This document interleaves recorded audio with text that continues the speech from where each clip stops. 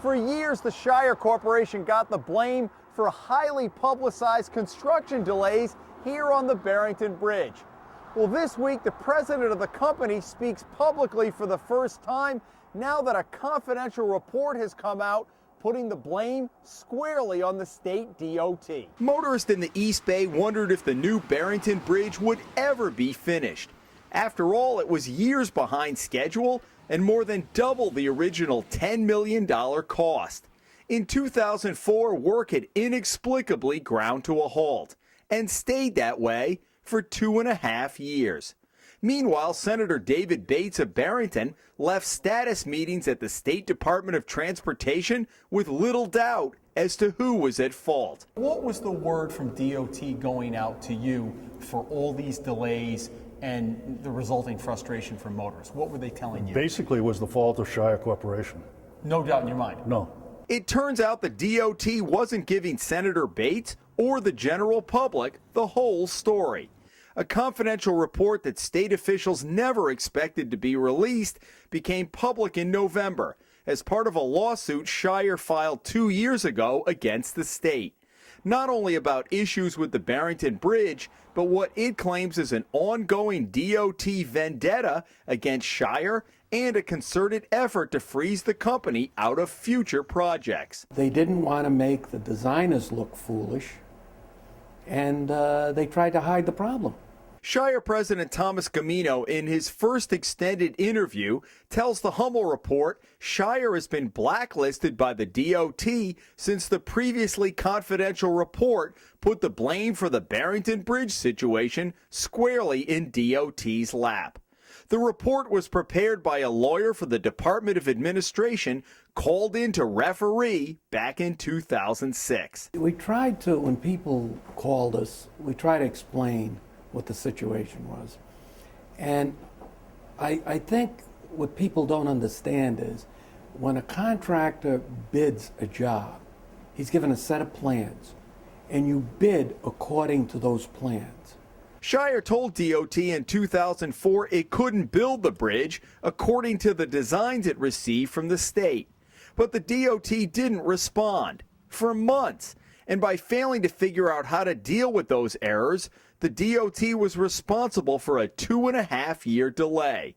A delay that officials at the time blamed publicly on Shire, when they knew differently. For us to say, as a contractor, or any contractor to say, oh, it's not our fault, meanwhile the state is saying it is your fault, people are going to believe the state. So, was that a losing public relations battle for you? Yes. Oh, yes. What if you had built it according to their specs that you knew were wrong? Was your concern that that would ultimately open you up down the line? Defective bridge, in effect? You couldn't build it as it was designed. Just couldn't do it? And you wouldn't. You can't, when you know something's wrong, you can't just say, state's telling me to do it, so I'm going to do it, because ultimately, we're going to be held responsible. The report said the state would likely lose any lawsuit brought by Shire concerning the Barrington Bridge situation. As a result, it recommended the state's taxpayers give Shire an extra $5.3 million to settle the dispute. Shire wanted $13 million. Instead of sitting down with Shire and working with them, they put their head in the sand and just took the position it was not their fault, it was Shire's. Michael Kelly is a Providence attorney representing Shire in a lawsuit the company filed in 2009 against the D.O.T. He says the Barrington Bridge project is the tip of the iceberg. Shire also had problems with D.O.T. on the Point Street Bridge a year earlier, resulting in an 8-month delay and added costs picked up by the taxpayers. After the Barrington settlement, Kelly says several higher-ups in the department went on the warpath, moving to have Shire suspended from the Federal Highway Administration list of contractors. Shire was taken off, then eventually reinstated after an investigation by the feds found removal was unwarranted, despite DOT's pleadings otherwise. That didn't add up for Senator Bates, given what DOT had been telling him. The thing that put the biggest question in my mind was when Shire was taken off the bid list and then Federal Highway put them back on. Public sentiment there was frustration with D.O.T., but there was even more frustration with Shire. Well, in the court of public opinion. Of course, because they had fomented that public opinion by giving false information, and some of them, excepting Director Lewis, just outright lied to the public about the issues on the Barrington Bridge. Several members of D.O.T., some of which are still there, went on a vendetta to seek retribution against Shire. Kelly singled out Norman Mazzano, a managing engineer, Richard Fondy, who heads up the division that does the final inspections on projects, and Deputy Chief Engineer Frank Correo, who has been one of the public faces for D.O.T. and always available when we ask for comment on various projects. But this week, the D.O.T. declined our request for an on-camera interview with Correo, instead issuing a statement about how Michael Lewis worked hard to expedite the bridge construction since taking over as director in 2008. We sent a list of follow-up questions asking whether anybody within the department had been disciplined or whether D.O.T. owed the taxpayers and the motorists an apology.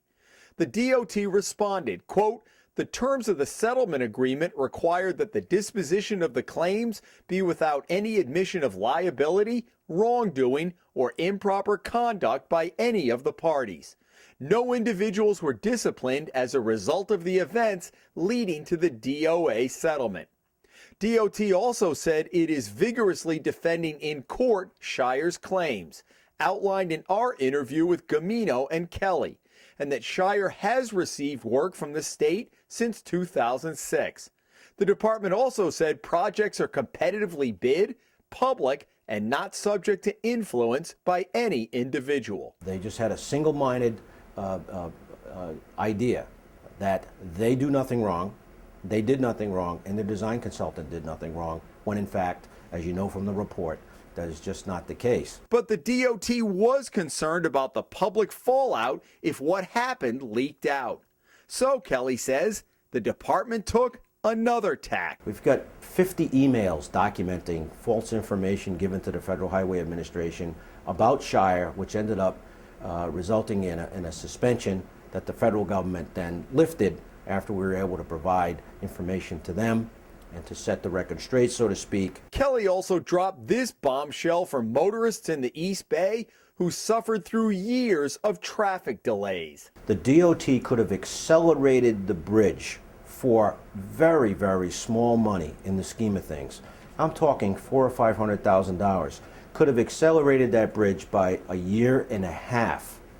Because of the bad feelings that they had towards Shire, they refused to accelerate the bridge, even though in the long run it would have cost pennies based upon the entire cost of the bridge of about $23 or $24 million. Is your feeling that Mr. Correo and the others went down a road that they just couldn't come back on? They got too far down that road? I think that's probably a fair statement, Jim. I think that they started a kind of a snowball that they just couldn't stop. Once they said it was Shire's fault and kept pointing the finger and went so public with it, there wasn't an opportunity, I don't think, for them to step back. And some of the people that were involved in the Barrington Bridge fiasco who are still there are still causing the same kind of problems today with other contractors. Nobody loses a paycheck. Nobody loses a pension. Nobody loses a job. I haven't seen, and I've been practicing for 33 years in the construction area, and I've been involved with DOT for 33 years. I can't recall anyone who hadn't committed a criminal offense ever being held accountable by any director in the past. To this day, they have not pursued the approximate $9 million that it cost the taxpayers to have the bridge basically redesigned and rebuilt as a result of those design plans. Thomas Camino says there needs to be a shakeup at DOT. At some point, that they have to make changes because the state is suffering as a whole. The contractors are suffering, but the taxpayers suffer. In Barrington, Jim Hummel for the Hummel Report.